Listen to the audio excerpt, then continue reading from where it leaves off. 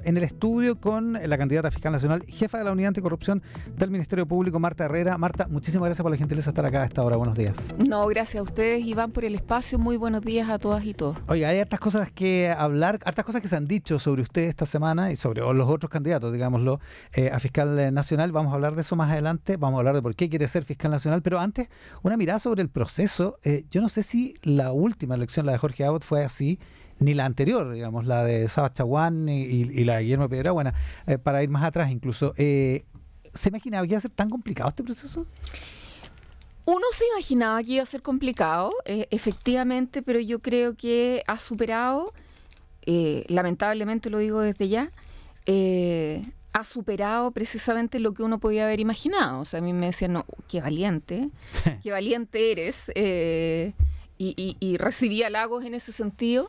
Entonces uno sabe que hay dificultades, pero a este nivel efectivamente yo no lo esperaba, y digo lamentablemente porque creo que en definitiva es un daño bien importante para la Fiscalía y para el sistema al final, y que eso es muy triste porque es algo que nos importa a todos. O sea, está asociado a un tema de seguridad pública que evidentemente es una prioridad del país en estos momentos. Entonces, debilitar una institución es muy lamentable, yo creo que para todos y particularmente para quienes la queremos profundamente como yo. ¿Y cuál es el daño exactamente? Porque por otra parte uno podría decir que un procedimiento con transparencia y con escrutinio tiene sentido, digamos, particularmente por lo estratégico que es el cargo. ¿Cuál es el daño en este caso? El daño es que se está causando un desprestigio a la Fiscalía sumamente importante.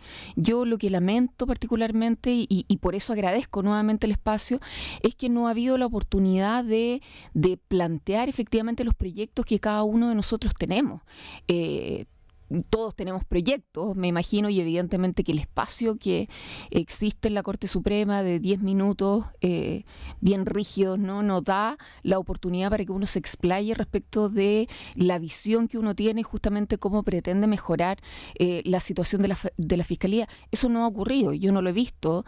Yo precisamente he estado disponible para todos los debates a los que se me ha invitado, porque creo que... Me decían que el debate del viernes pasado en la Chile... ¿Usted fue la única que no se bajó, es verdad? Sí, yo entiendo que hubo otro candidato más que no se bajó. Había otro. Pero al final debate, no se hizo el debate. No se hizo. Había otro debate ese mismo día en la NEF. Ahí llegué sola, efectivamente, y había un debate que se estaba organizando por un canal esta semana, y también me avisaron que era la única que había confirmado.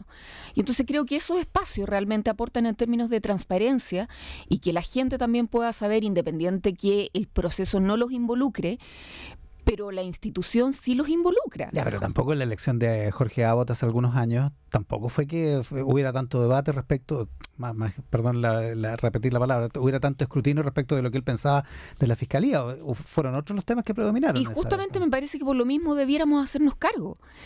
Si hubo tantos cuestionamientos, entonces hay mucho más que decir y hay mucho más que mostrar, pero en términos positivos. O sea, no sé si positivos en qué excelente proyecto que tiene, pero en definitiva mostrar el proyecto que uno puede tener y no estar saliendo todos los días en los medios con alguna cosita que le buscaron a uno u a otro. Estoy hablando por todos acá, no estoy hablando exclusivamente por mí. En definitiva es algo que se ha dado respecto de los cuatro, que quedamos, de hecho, de los 5 que estábamos en principio, también a Rodrigo Ríos le había tocado.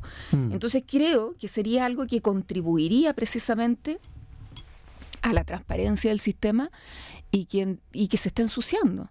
Y si bien en el proceso pasado no estuvo, probablemente en el del fiscal Chaguán tampoco, menos creo en el proceso del fiscal Piedrabuena, hemos cambiado mucho. Y por lo tanto el sistema tendría que asumir ese cambio, ¿no? Yo creo que sí, definitivamente. O sea, el proceso originalmente pensado, si uno lo ve teóricamente con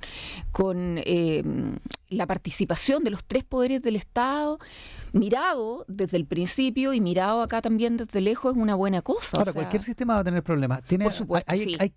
¿Usted le haría algún cambio al sistema de nominación? Sí, yo creo que hay que estudiarlo. Yo creo que hay que estudiar efectivamente una posibilidad que justamente aporte a una mayor valoración tanto de la trayectoria, de las competencias técnicas que uno puede tener para el cargo y también del proyecto que se está presentando.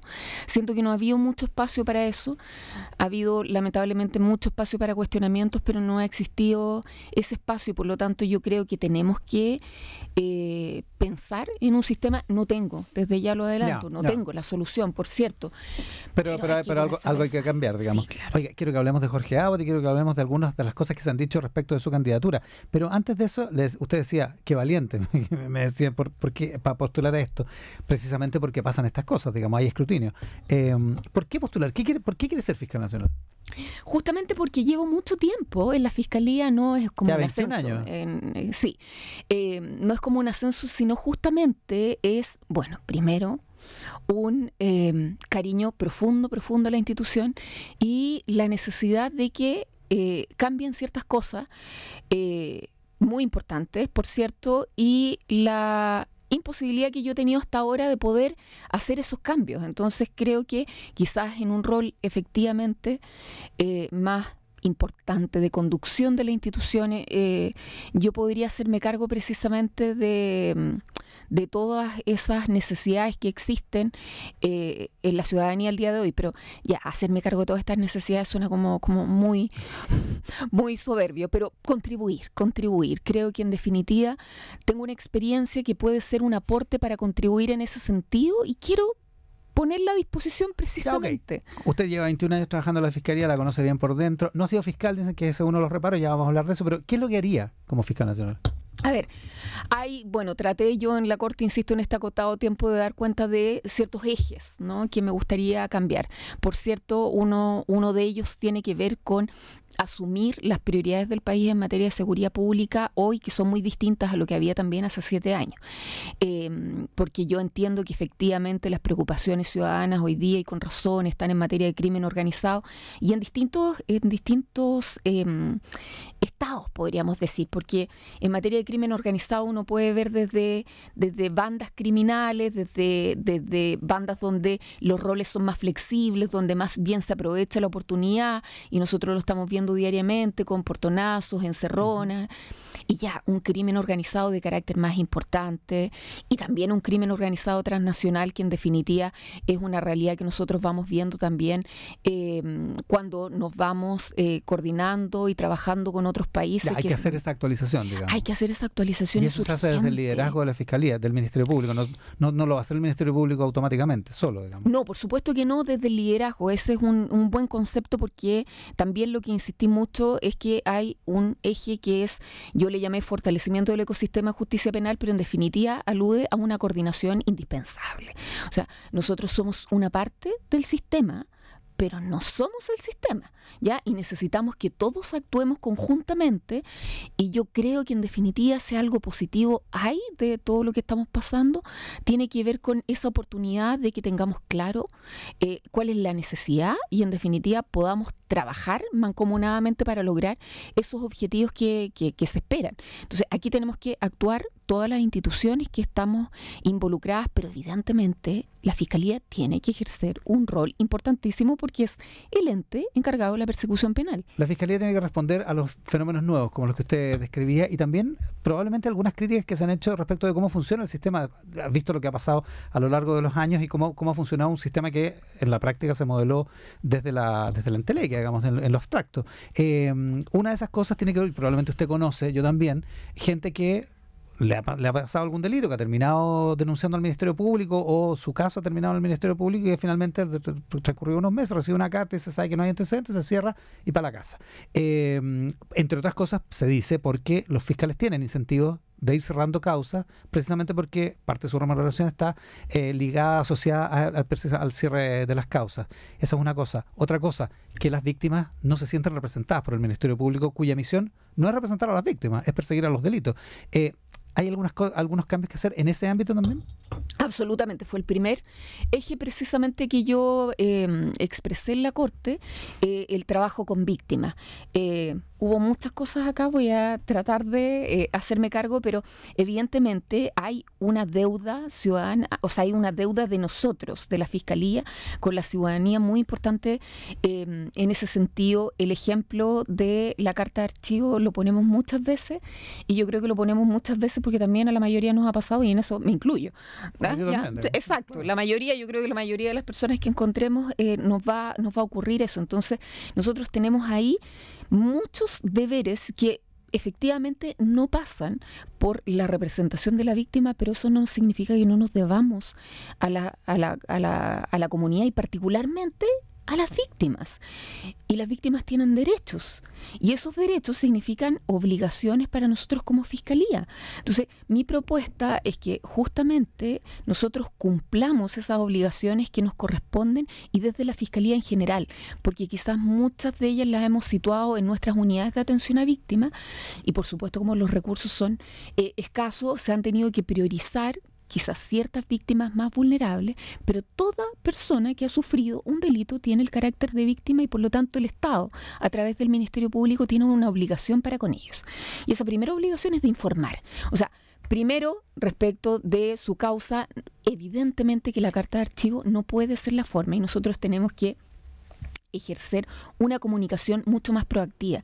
Yo creo que incluso las personas pueden entender perfectamente que es muy difícil seguir adelante. Pero eso pasa por comunicación efectiva, por otra forma de comunicarnos.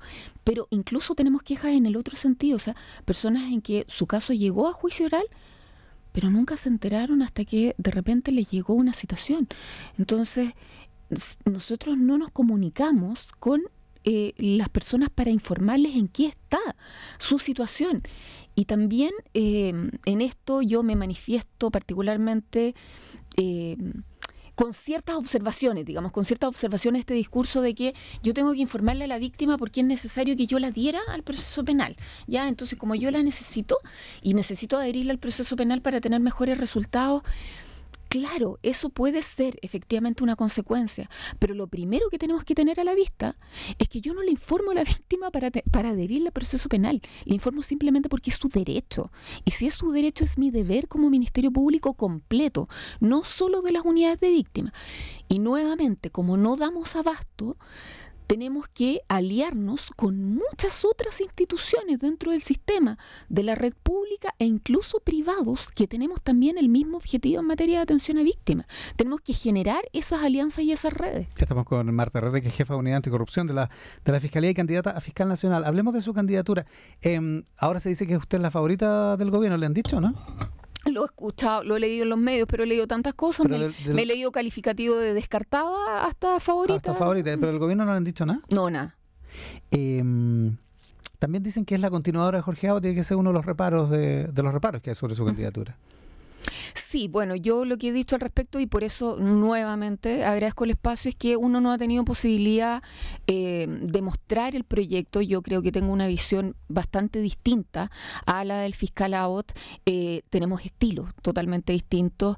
Yo creo en una fiscalía creo en el rol persecutor de la Fiscalía, en el rol persecutor y por supuesto de protección a víctimas y testigos, y un sistema que funcione en los roles que a cada uno le corresponde. ¿Qué quiere decir eso? ¿Que Abbott no? ¿Que Abbott no cree en el rol persecutor? No es que no crea en el rol, que no haya creído en el rol persecutor, solo que él, siento yo, estaba más en una posición de que, en definitiva, nosotros teníamos que actuar algunas veces pensando en ejercer atribuciones que a mi juicio no correspondían, en términos de pensar un poco como, bueno, pero ¿qué va a pensar la defensa en este caso? ¿Qué va a pensar el tribunal en este caso? Más bien, nosotros cumplamos nuestro rol y que los demás actores cumplan cada uno su rol. Yo creo firmemente eso no hay que tener tanta consideración, dice usted.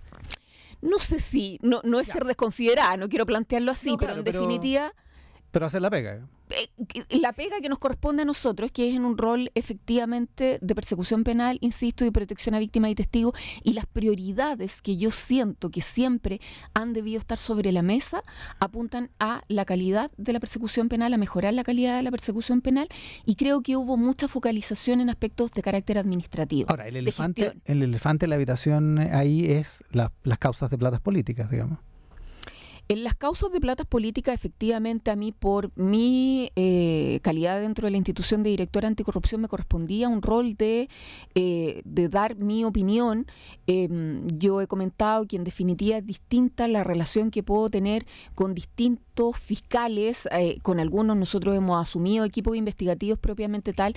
En el caso de las platas políticas, a mí me correspondió un rol mucho más activo, quizás más al inicio de la investigación, en algún momento en que el fiscal nacional de la época, el fiscal Chaguán, decidió tomar directamente estas investigaciones porque efectivamente había mucho cuestionamiento y precisamente fue una decisión que tomamos o que lo asesoramos en ese sentido, para darle una tranquilidad a la ciudadanía en términos de transparencia, de que esto va a ser llevado ajeno a toda situación de presión, de que se pueda pensar a lo menos. En esa época, la época de Sacha Chaguán. En esa época. Ahora, en la época posterior, también en la unidad anticorrupción pasaron algunas decisiones como las suspensiones condicionales. El caso CQM, por ejemplo, pasó por su oficina, digamos. Exacto. Yo tenía, en esos momentos, eso cambió. El fiscal Abbott decidió cambiarlo, pero en los tiempos del fiscal Chaguán nosotros emitíamos como unidad un informe técnico respecto de las suspensiones condicionales y efectivamente esa fue una de las que pasó por mi equipo. ¿Usted estuvo de acuerdo, digamos? Estuve de acuerdo, no quisiera comentar caso en particular, pero la verdad es que me parece necesario aclararlo.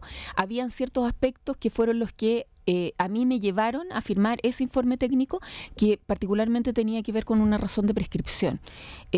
Ahí había un tema particular, que había una querella del Consejo de Defensa del Estado y se había cuestionado ya la legitimación del Consejo de Defensa del Estado para haber participado, y por lo tanto, si nosotros sacábamos esa querella, esa causa estaba prescrita.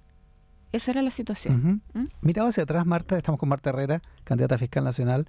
Mirado hacia atrás, ¿usted cree que hubo mano blanda del Ministerio Público en los casos de las platas políticas? Yo lo que he dicho es que yo habría tomado muchas decisiones distintas. Eso ¿Hubiera perseguido más? Yo hubiera perseguido más, efectivamente.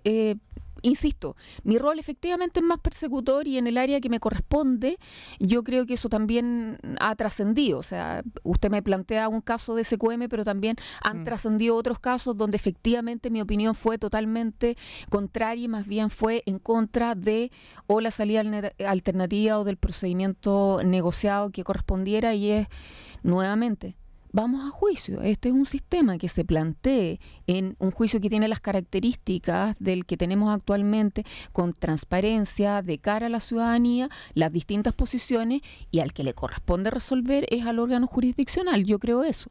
Se ha hablado de la perspectiva de género, o más bien, se ha hablado de el hecho de que nunca ha habido una mujer como fiscal nacional. ¿Usted cree que importa? Yo creo que importa, sin duda que importa. Yo creo que estamos... Independientemente de que sea la única mujer en la esquina. Pero a mí me hubiera encantado que hubieran más mujeres. No, sin duda. Sin duda, o sea, me hubiera gustado. Ya, pero mucho. ¿Importa por qué?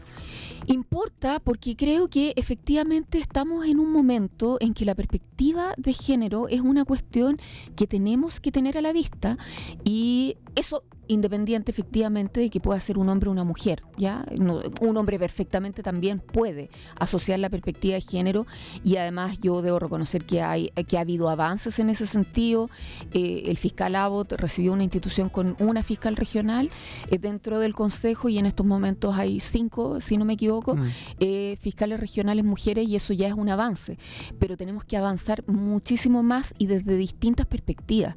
Yo justamente estoy trabajando ahora con la Comisión de Abogadas del Colegio de Abogados de Chile, AG, que en realidad es de acá de Santiago, tienen el nombre de Chile, pero es el de acá de Santiago, y ellas justamente me contactan para que trabajemos en la perspectiva de género, y cuando yo me pongo a revisarlo hay tanto, o sea, está lo organizacional, donde justamente estoy tratando de cumplir un rol en la materia, Está, por supuesto, todo lo que es el enfoque de género respecto a nuestras víctimas en materia de violencia de género, delitos sexuales, pero mirándolo también en todas las categorías delictivas, pero sobre todo el enfoque de género en persecución penal. Ahí estamos al debe, no hemos visto nada. O sea, si decimos no, tenemos enfoque de género en materia de violencia intrafamiliar, de delitos sexuales. O sea, claro. Obvio, si no lo tenemos ahí, ¿dónde? Pero hay que buscar mucho más, y llevo también mucho tiempo trabajándolo en materia de corrupción, e incluso logramos que estuviera en discusión, no está en discusión actualmente, digamos, porque las prioridades son otras, pero que se ingresara un proyecto legislativo para sancionar la sextorsión en materia de género y corrupción, porque ahí hay mucho también que revisar. Por lo tanto, efectivamente es una motivación muy importante para mí, y así que me gustaría explayarme mucho más respecto del tema, evidentemente, pero sé que tenemos mucho más que conversar, si es que queda tiempo. No, se nos está yendo el tiempo. Sí. De hecho, le voy a hacer una última pregunta al senador Juan Castro, del Partido Socialista, aparece hoy en el Mercurio diciendo que el proceso ha sido un poco tormentoso. ¿Usted confirma? ¿Usted usaría ese mismo adjetivo? Sí, yo creo que es un buen calificativo. Tormentoso, por lo menos para los que estamos ahí protagonizándolo, yo creo que tormentoso es un buen calificativo. No, le quedan 4 días nomás al proceso tormentoso. Bueno, no, porque después viene la ratificación. Eventualmente, sí. Claro, así que queda un poquito más. Si es que el presidente la elige. No, pero digamos para el proceso en general. Para el proceso en general, quien sea el nominado, queda un poco más para saber efectivamente quién asume la conducción de la institución. Marta Herrera es jefa de la Unidad Anticorrupción del Ministerio Público y candidata a Fiscal Nacional. Marta, le agradezco muchísimo la gentileza. No, muchas gracias a ustedes, Iván.